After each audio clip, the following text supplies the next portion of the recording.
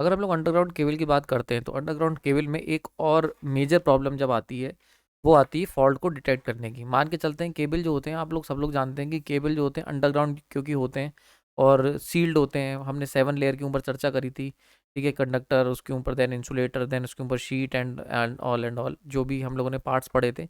तो एक अगर हम लोग अंडरग्राउंड केबल की बात करते हैं तो इतनी ज़्यादा उसके ऊपर शील्डिंग एंड कवरिंग होती है कि हम लोग उसके ऊपर विजुअल इंस्पेक्शन नहीं कर सकते, ठीक है। तो अब अगर विजुअल इंस्पेक्शन नहीं कर सकते तो हमें पता ही नहीं चलेगा उसके अंदर फॉल्ट आ गया है। क्लियर हो रहा है यहाँ पे। दूसरी बात एक और बहुत इंपॉर्टेंट होती है, अंडरग्राउंड केबल जो होते हैं ये आपको पता है ये पूरे सैंड के अंदर बरीड होते हैं इस तरीके से। अभी लास्ट लेक्चर में हमने चर्चा करी थी कि कितने तरीके से हम केबल बिछा सकते हैं, ठीक है। तो 3 मेथड हमने चर्चा करी थी उन्हीं में से। तो तीनों ही मेथड में हमने देखा था कि केबल जो होते हैं बिल्कुल अंडरग्राउंड सील्ड होते हैं सैंड से, तो उनको वो हमें दिखाई नहीं देते। आपको पता होगा फॉर एग्जांपल जैसे रोड पे चल रहा है तो हो सकता है उसके नीचे अंडरग्राउंड केबल गए हों, ठीक है। तो वो इस तरीके से बिल्कुल प्रॉपरली सील्ड होते हैं। अब क्योंकि वो सील्ड है तो उनके अंदर विजुअल इंस्पेक्शन वहाँ पे काम नहीं करता है। जब हम बात करते हैं नॉर्मल ओवरहेड ट्रांसमिशन लाइन की तो वहाँ पे क्या है कि कंडक्टर हवा में चल रहे हैं, तो अगर मान लो वहाँ पे कोई तार टूट के गिरेगा तो हमें दिख जाएगा भाई तार टूट के गिर गया ज़मीन पे, ठीक है। या मान के चलते हैं आग लग गई तो हमें लग जाएगा कि हाँ यार कंडक्टर में आग लग रही है, वो दिख रहा है, विजुअल इंस्पेक्शन हम लोग कर सकते हैं। पर जब हम बात करते हैं अंडरग्राउंड केबल की तो वहाँ कुछ नहीं पता चलता कि वहाँ पे ग्राउंडेड हो गया है, शॉर्ट सर्किट हो गया है, ओपन सर्किट हो गया है। तो इसीलिए ये एक बहुत बड़ी प्रॉब्लम है जो कि हमारे सामने आती है। तो इस लेक्चर के अंदर हम लोग बात करेंगे कि कैसे हम लोग फॉल्ट को आइडेंटिफाई करें कि कौन सा फॉल्ट हुआ है। तो इसके लिए हमने कुछ स्पेशल मेथड के ऊपर चर्चा करी है। बहुत इंपॉर्टेंट लेक्चर है और काफ़ी कुछ इंटरेस्टिंग पर्सपेक्टिव देखने को मिलेगा कि कैसे एक अंडरग्राउंड केबल के अंदर हम लोग फॉल्ट को पता लगाते हैं कि फॉल्ट पहले हुआ कौन सा है। उसके बाद इसके बाद मैं 2 लेक्चर और डिस्कस करूंगा जिसमें मैं आपको मेथड बताऊंगा कि कैसे हम पता लगाएंगे कि कितनी दूर पे फॉल्ट हुआ है। ये दोनों चीज़ें हम लोग चर्चा करेंगे इस पूरे पर्टिकुलर सीरीज के अंदर। तो शुरू करते हैं। तो आज हम लोग बात करेंगे फॉल्ट डिटेक्शन के ऊपर कि कैसे हम पता करेंगे कि हमारे केबल के अंदर फॉल्ट कौन सा हुआ है। थोड़ा सा गला खराब है आज क्योंकि सर्दियों का मौसम चल रहा है तो काफ़ी ज़्यादा अगेन इन्फेक्शन हो जाता है, तो थोड़ा सा साउंड ऊपर नीचे होगी तो इसको मैनेज कर लेना। तो अगर हम लोग बात करते हैं फॉल्ट की तो देखो 3 तरीके के फॉल्ट हो सकते हैं केबल के अंदर, ठीक है। एक है first one is the open circuit fault की मतलब क्या हुआ कि तुम्हारा जो तार है कंडक्टर है वही टूट गया है, बीच में से कट हो गया है। दूसरा हो सकता है शॉर्ट सर्किट फॉल्ट कि दो दो केबल जा रहे थे और आपस में किसी तरीके से वो टच हो गए हैं, ठीक है, और उनका इंसुलेटर या तो खराब हो गया तो वो दोनों केबल आपस में शॉर्ट सर्किट हो गए, ये फॉल्ट हो सकता है। एंड तीसरी कैटेगरी होती है अर्थ फॉल्ट की कि मतलब जो तुम्हारा केबल हमने बिछाया था उसका शीट या इंसुलेटर वीक हो गया है और वहाँ से कंडक्टर जो है वो डायरेक्टली ग्राउंड के टच में आ गया है। तो ये 3 तरीके की फॉल्ट कैटेगरीज जो होती हैं इन तीनों को हम लोग पता लगाने की कोशिश करेंगे। तो हो क्या रहा है कि हमने क्या करा, एक हम किसी कंपनी में हैं और हमने देखा कि हमने केबल बिछा दी, ठीक है। अब देखा इस केबल के अंदर फॉल्ट आ गया है तो सबसे पहले एज एन इंजीनियर आपका काम है ये पता करना कि भैया ये जो केबल हमने हेल्दी केबल डाली थी इसके अंदर कौन सा फॉल्ट आया है। इसमें इन तीनों कैटेगरी में से ओपन सर्किट है, शॉर्ट सर्किट है या अर्थ फॉल्ट है, इन तीनों में से कौन सा फॉल्ट आया है सबसे पहले इसको हम इंस्पेक्शन से पता लगाएंगे। तो शुरू करते हैं। सबसे पहले ये समझ लो कि फॉल्ट का कॉज क्या हो सकता है, ठीक है। तो सबसे पहला कॉज हो सकता है मॉइस्चर हो सकता है, ठीक है। फॉल्ट क्यों आता है आखिर, तो देखो क्या हुआ, मॉइस्चर हो सकता है। क्यों? क्योंकि जब मॉइस्चर आएगा तो क्या करेगा, केबल के इंसुलेशन को वीक करेगा और अगेन फॉल्ट हो सकता है। मैकेनिकल इंजरी हो सकती है कि भैया मैकेनिकल इंजरी मतलब जब हम ट्रांसपोर्ट कर रहे हैं, भाई ट्रांसपोर्ट केबल जो होते हैं वो एक रोलर के ऊपर ट्रांसपोर्ट करे जाते हैं, तो हो सकता है आज रास्ते में जब जा रहे हैं तो उसको उठा के पटकने में इधर उधर रखने में केबल डैमेज हो गया हो। या फिर लेइंग प्रोसेस जब हम केबल बिछा रहे होंगे ना तब, क्योंकि भाई सस्ती लेबर है तो मान लो बिछा रही है उसने ध्यान ही नहीं दिया ऐसे ही फेंक दिए, तो वहां पे डैमेज हो सकता है, ठीक है। तीसरा रीजन क्या हो सकता है, डैमेज ऑफ लेड शीट। जो लेड शीट होती है जो इंसुलेटर के ऊपर लगी होती है वो डैमेज हो जाती है ड्यू टू सॉइल या फिर एटमॉस्फेयर की वजह से, एसिडिटी की वजह से कुछ केमिकल रिएक्शन हो गए। तो सॉइल के अंदर जो केमिकल रिएक्शंस होते हैं, क्योंकि सॉइल भी यार ऐसा तो है नहीं सॉइल के अंदर केमिकल्स नहीं है, तो सॉइल के अंदर केमिकल रिएक्शन हो सकते हैं। या वो रोलर ऊपर रखा हुआ है बारिश तूफान में खराब हो गई तो लेड शीट खराब होने के कारण। तो ये 3 मेजर रीजन है जिसकी वजह से केबल के अंदर फॉल्ट आते हैं। हालांकि ये बात आप लोग समझ लो, केबल के अंदर जो फॉल्ट आने के चांसेस होते हैं बहुत कम होते हैं as compare to the overhead transmission line. Overhead transmission line जो कि ओपन यानी कि सब्जेक्ट टू एयर है, सब्जेक्ट टू एनवायरनमेंट है, वो बहुत जल्दी जल्दी डैमेज होते हैं, इसीलिए बहुत ही फ्रिक्वेंट फॉल्ट होते हैं। पर क्योंकि इंस्पेक्शन आसानी से हो जाता है तो इतनी बड़ी समस्या नहीं है। तो केबल के अंदर फॉल्ट कम आते हैं, रेयरली आते हैं, पर आते हैं तो बड़ा लंबा चौड़ा प्रोसीजर है, बहुत लंबे चौड़े मेथड हैं जिससे हम उसको पता कर सकते हैं, ठीक है। तो सबसे पहले हम देखते हैं कि एक फॉल्ट कैटेगरी है ओपन सर्किट फॉल्ट। तो मान के चलते हैं ओपन सर्किट फॉल्ट हो गया है, तो कैसे पता करोगे? तो ओपन सर्किट फॉल्ट का कंडीशन क्या होगी कि भाई तुम्हारा जो केबल बिछा हुआ था यहाँ बीच में से वो टूट गया है, ठीक है, क्लियर हो रहा है यहाँ पे। तो मान के चल सकते हैं कि हमारा एक कंडक्टर था वो बीच में से डैमेज हो गया। अब जरा देखते हैं कि हम कैसे डिसाइड करेंगे कि हमारा ओपन सर्किट फॉल्ट हुआ है, ठीक, क्लियर हो गया यहाँ पे, कंडीशन समझ में आ गई है। अब देखो, तो ये क्यों होगा? Because of breaking of conductor. कि ये ओपन सर्किट फॉल्ट कब होगा? जब कंडक्टर ब्रेक हो जाएगा, मतलब उसके कंडक्टर के दो टुकड़े हो गए हैं, यानी कि बीच में कह सकते हो कि कंटिन्यूस जो पाथ था वो डैमेज हो गया है, ठीक है। सिम्टम क्या होंगे? सबसे पहले इसको समझ लो। अगर ओपन सर्किट फॉल्ट हुआ होगा तो जब तुम उस सर्किट के अंदर करंट फ्लो कराने की कोशिश करोगे उस पर्टिकुलर लाइन में, तो zero current in the conductor. समझ में आ रही बात ये? यानी कि अगर कोई केबल है, तुम्हें तुम्हें ये नहीं पता है कि इसके अंदर ओपन सर्किट फॉल्ट हुआ है कि नहीं हुआ है, तो जैसे ही तुम उसके अंदर वी वोल्टेज अप्लाई करोगे तो आई इक्वल टू जीरो रहेगा, कोई करंट फ्लो नहीं करेगा। तो अगर कोई करंट फ्लो नहीं कर रहा है, ठीक है, इसका मतलब मैक्सिमम चांसेस है उसके अंदर ओपन सर्किट फॉल्ट हुआ है, ठीक है। अब ओपन सर्किट जो फॉल्ट हुआ है इसको हमें क्या करना पड़ेगा? इसको हमें अपना एक बार चेक भी करना पड़ेगा, क्लियर हो रहा है यहाँ पे? तो आई होप समझ में आ रहा होगा। तो इसको हमें अब चेक करना पड़ेगा कि भाई सही में ओपन सर्किट फॉल्ट हुआ है कि नहीं। तो उसको जरा देखते हैं। तो लॉजिक क्या लगाएंगे? लॉजिक सिंपल सा लगाना है।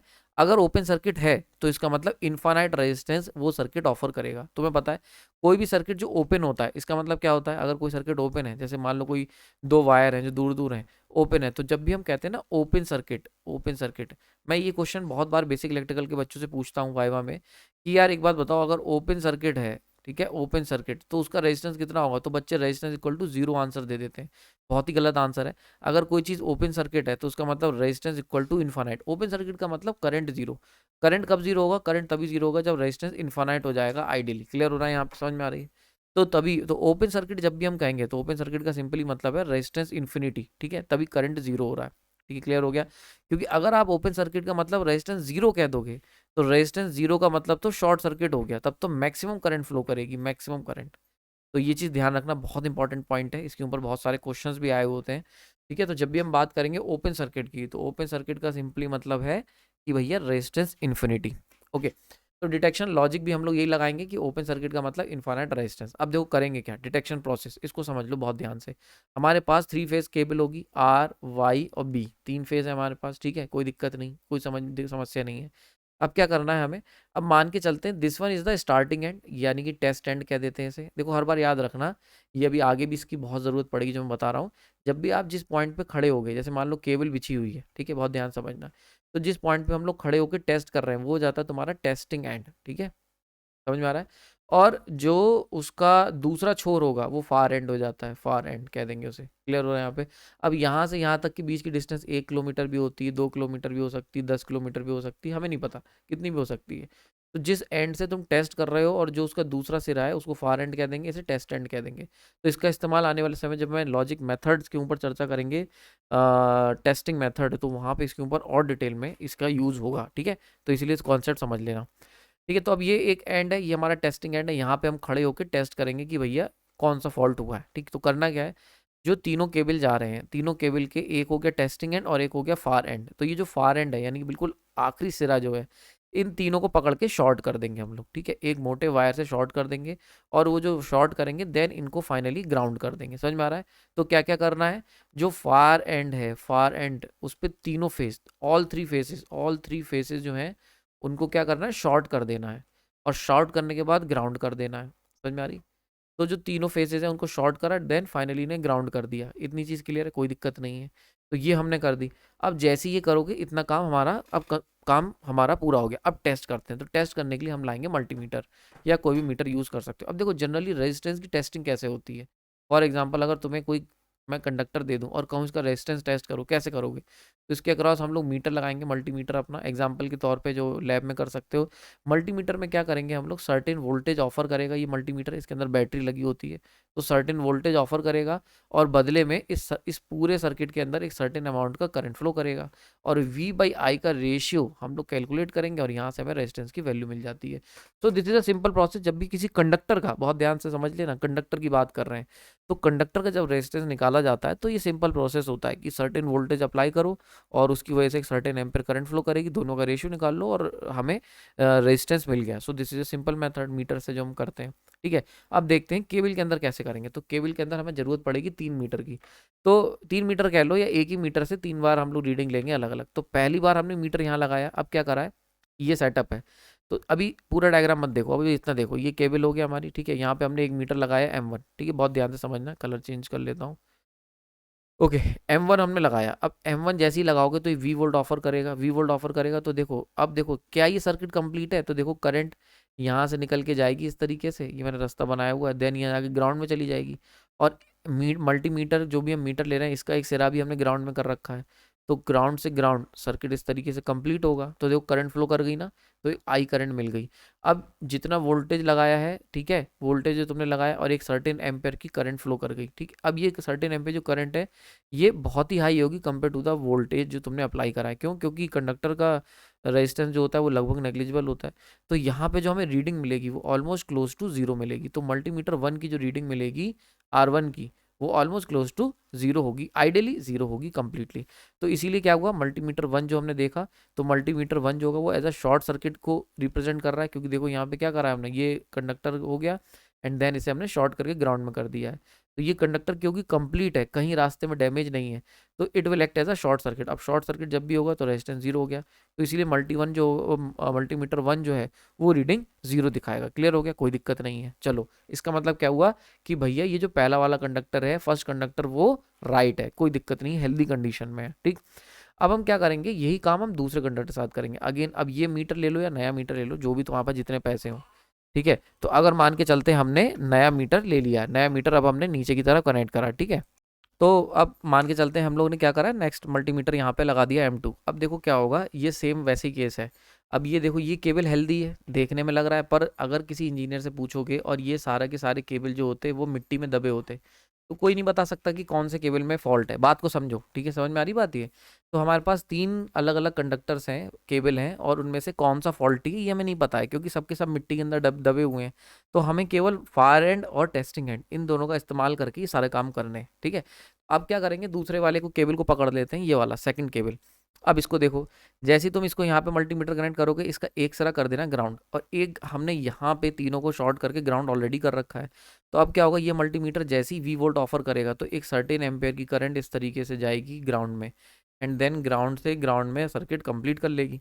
तो अब ये भी क्या है, दिस सर्किट, कंप्लीट सर्किट को अगर ध्यान से देखो, it will act as a short circuit. अगर आइडियल की बात करें तो आइडियली ये क्या करेगा, शॉर्ट सर्किट तरह बात करेगा।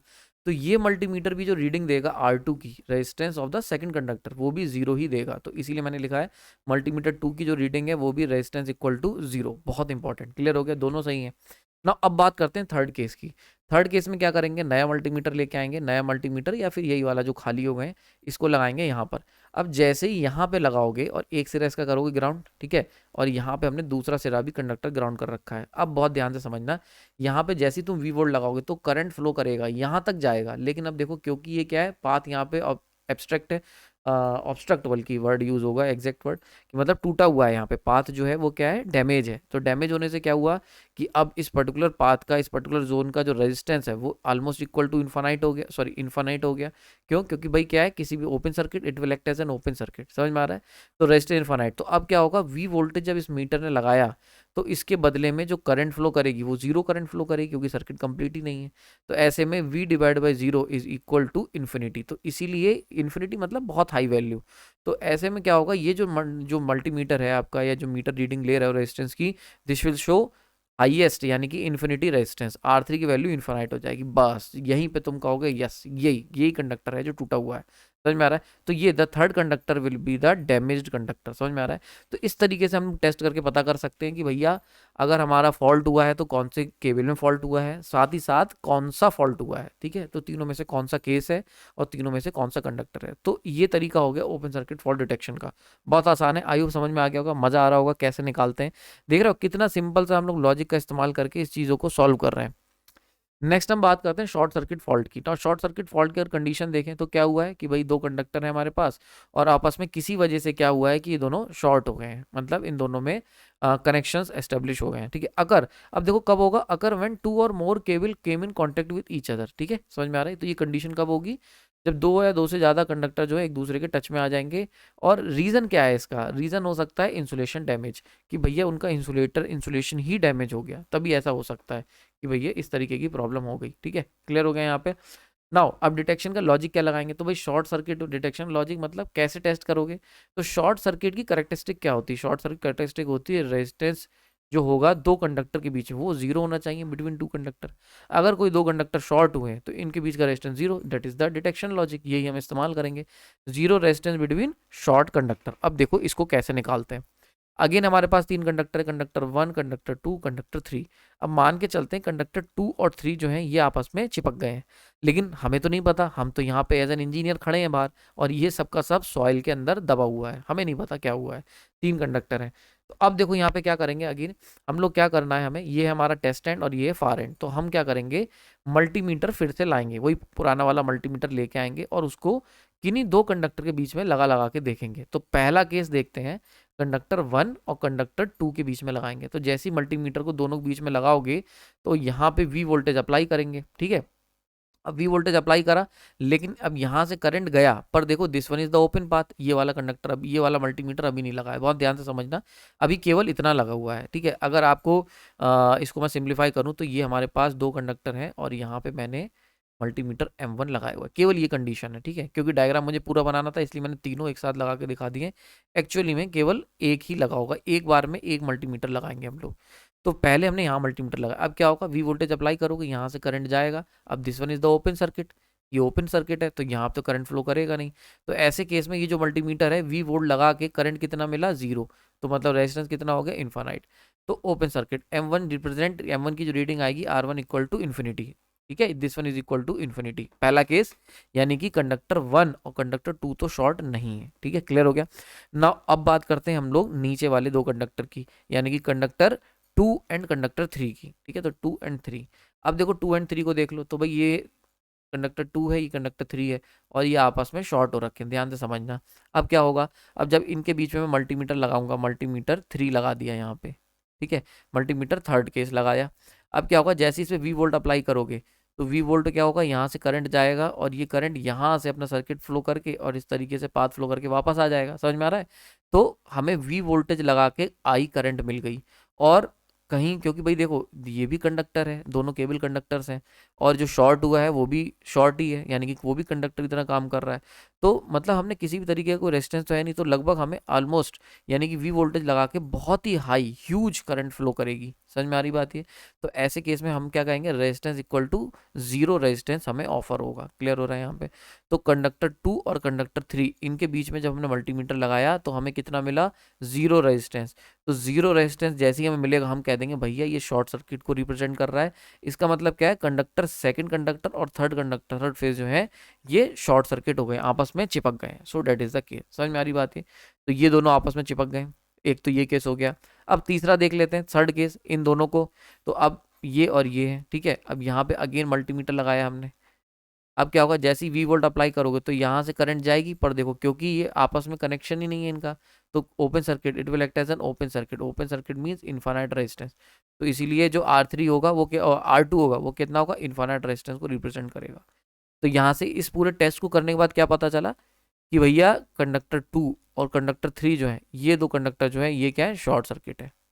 क्लियर हो गया यहाँ पे, समझ में आ रही बात है। सो this is the particular case. तो इस तरीके से हम लोग शॉर्ट सर्किट के फॉल्ट को पता लगाएंगे, ठीक है। नेक्स्ट हम लोग बात करते हैं थर्ड फॉल्ट की, कि अर्थ फॉल्ट हुआ है कि नहीं हुआ है। इसको भी जरा पता कर लेते हैं कि भाई क्या अर्थ फॉल्ट है कि नहीं हुआ है, ठीक है। तो अब देखो अर्थ फॉल्ट की अगर हम लोग बात करते हैं, अर्थ फॉल्ट का मतलब क्या हुआ कि ये तुम्हारा केबल जा रहा था और इसकी जो कंडक्टर है वो अर्थ के कांटेक्ट में आ गई है। अगर अर्थ कांटेक्ट में आ जाएगी तो सारा करंट यहाँ से लीक आउट हो जाएगा, यानी कि जो करंट केबल के अंदर फ्लो होना चाहिए था वो ग्राउंड में चला जाएगा। अब ऐसा क्यों होगा, पहले तो ये समझ लो होता क्या है, अगर when one conductor came in contact with the ground, यानी कि अगर कंडक्टर ग्राउंड कांटेक्ट में आ गया। अब क्यों होगा, तो ड्यू टू शीट डैमेज। अगर शीट डैमेज हो गई तो ये अर्थ फॉल्ट हमें देखने को मिलता है, ठीक है। और शीट डैमेज का रीजन क्या होता है, शीट डैमेज का रीजन होता है केमिकल रिएक्शन। ये केमिकल रिएक्शन कहाँ से होंगे, सॉइल की वजह से। जो सॉइल आपने, जिस सॉइल में आप बिछा रहे हो उस सॉइल में अगर किसी भी तरीके का केमिकल इन्वॉल्व हुआ तो ऐसे में क्या करेगा, वो शीट को काट देगा, तो शीट डैमेज कर देगा। तो इसकी वजह से हमें ये प्रॉब्लम देखने को मिलती है, अर्थ फॉल्ट, ठीक है। अब अगेन कैसे पता करेंगे, तो सबसे पहले डिटेक्शन लॉजिक। तो डिटेक्शन लॉजिक की बात करते हैं। तो डिटेक्शन लॉजिक क्या है भैया, सबसे बढ़िया डिटेक्शन लॉजिक है कि भैया अगर अर्थ फॉल्ट हुआ है तो again it will act as a short circuit, तो जीरो रेजिस्टेंस हम ऑफर होगा बाई ग्राउंडेड कंडक्टर, यानी कि अगर हम कंडक्टर जो है वो और ग्राउंड के बीच में अगर हम लोग अपना मल्टीमीटर लगाएंगे, ठीक है, तो जो भी कंडक्टर डैमेज होगा वो क्योंकि वो ग्राउंड में कांटेक्ट हो रहा होगा उसका, तो ऐसे केस में क्या होगा, हमें जीरो रेजिस्टेंस मिलेगा, ठीक है, between the conductor and the ground. तो अब हम देखते हैं कि कैसे निकालते हैं। तो सिंपली अगेन हमारे पास 3 कंडक्टर, तीनों के तीनों जो फेज हैं वो सॉइल में बरीड है, हमें नहीं पता, तो हम टेस्ट साइड पे एज एन इंजीनियर खड़े होंगे, अपना मल्टीमीटर निकालेंगे। अब क्या करना है हमें, मल्टीमीटर से हम एक एक कंडक्टर को एक टर्मिनल कंडक्टर पे लगाएंगे और दूसरा टर्मिनल ग्राउंड पे कर देंगे, ठीक है। अब देखो पहले वाले कंडक्टर की बात कर लेते हैं। तो फर्स्ट कंडक्टर देखो, जैसे ही हमने ये लगाया तो वी वोल्ट अप्लाई करा तो यहाँ से करंट गई, पर देखो ये कोई इसका कोई ग्राउंड से कॉन्टेक्ट ही नहीं है, तो ऐसे केस में आई इक्वल टू जीरो। अब आई जीरो है वी वोल्टेज अप्लाई करके, तो मतलब इन्फानाइट रेजिस्टेंस, तो R one equal to infinity resistance, कोई दिक्कत नहीं, यानी कि ये वाला हेल्दी कंडक्टर है। नेक्स्ट केस की बात कर लेते हैं। अब की वही मल्टीमीटर या नया लेके आए, उसको लगाया कंडक्टर पे, लगाया मतलब केबल के कंडक्टर पे और ग्राउंड में, अभी भी करंट यहाँ वोल्टेज वी अप्लाई करा, करंट यहाँ से गई पर आगे कोई सर्किट कंप्लीट ही नहीं है, तो again zero current, I equal to zero V voltage apply करने पे, तो मतलब infinite resistance, R to be infinity. Then हम लोग गए थर्ड फेज के पास। अब जैसे ही हमने थर्ड फेज पे क्या करा, मल्टीमीटर M3 लगाया, तो जैसे ही यहाँ लगाया, अब ये वाला जो कंडक्टर है ये ग्राउंडेड हो रखा है, तो अब क्या होगा, जैसे ही हम वी वोल्टेज अप्लाई करेंगे तो यहाँ से करंट निकलेगी और वाया ग्राउंड होते हुए दूसरा टर्मिनल, तो मल्टीमीटर का हमने ग्राउंडेड कर ही रखा है, इसके अंदर एंटर कर जाएगी, समझ में आ रहा है। तो पाथ कंप्लीट हो गया करंट का, समझ में आ रहा है। It will act as a short circuit. अब शॉर्ट सर्किट की तरह वह पाथ वर्क करेगा, short circuit mean resistance equal to zero ideally, तो it will show zero resistance यानी कि अर्थ फॉल्ट। तो यहाँ से क्या होगा, तुरंत ही दिमाग की बत्ती जल जाएगी, तुम कहोगे भैया तीसरा कंडक्टर जो है वहां पे फॉल्ट हुआ है, कौन सा, अर्थ फॉल्ट हुआ है। तो इस तरीके से हम लोग तीनों फॉल्ट को हम लोग आइडेंटिफाई कर सकते हैं, और मल्टीमीटर सिंपली टेस्ट स्टैंड पे खड़े होकर मल्टीमीटर का इस्तेमाल करके हम ये पता लगा सकते हैं कि कौन सा फॉल्ट हुआ है ना। ये पता लगा लिए कौन सा फॉल्ट हुआ है, पर ये अभी नहीं भी पता चला है कि कितनी दूर पे हुआ है। बहुत इंपॉर्टेंट क्वेश्चन है कि आपका फॉल्ट हुआ, ठीक है, बहुत ध्यान से समझना। मान के चलते हैं हमें पता चल गया इस मेथड से, तीनों मेथड में से, कि भैया हमारा अर्थ फॉल्ट हुआ है तीसरे कंडक्टर में, चलो बहुत अच्छी बात है। अब इसे रिपेयर भी तो करना होगा, तो रिपेयर करने के लिए तुम्हें पता होना चाहिए कि भाई कहाँ हुआ है। सोच के देखो, इतनी बड़ी केबल, ठीक है, मान के चलते हैं ये 1 किलोमीटर तक बिछी हुई है, अब तुम्हें ये नहीं पता है कि ये कितने मीटर पे हुआ है, यहाँ से कितनी डिस्टेंस पे जाके फॉल्ट हुआ है, समझ में आ रहा है। 400 मीटर, 500 मीटर, 600 मीटर, तुम्हें नहीं पता, तो ये कौन पता करेगा। इसको पता करने के लिए हम लोग चर्चा करेंगे नेक्स्ट लेक्चर में। जाते जाते, अगर आपको लेक्चर पसंद है लाइक कर सकते हैं, अगर आपको इसका कलर्ड पीडीएफ चाहिए तो आप हमारे प्राइम ग्रुप को ज्वाइन कर लीजिए, वहाँ पे इसकी पीडीएफ मैं अपलोड कर दूंगा। और अगर आपको प्रीवियस ईयर के एग्जाम की तैयारी करनी है तो प्रीवियस ईयर के क्वेश्चंस मैंने बहुत सारे सॉल्व करवाए हुए हैं, उसको जाके आप चेक कर लो, वहाँ पे जाके आपको काफ़ी कुछ सीखने को मिलेगा। आपने अपना कीमती समय दिया उसके लिए धन्यवाद। कोई डाउट है तो कमेंट सेक्शन बता देना, लेक्चर पसंद आया तो लाइक कर देना।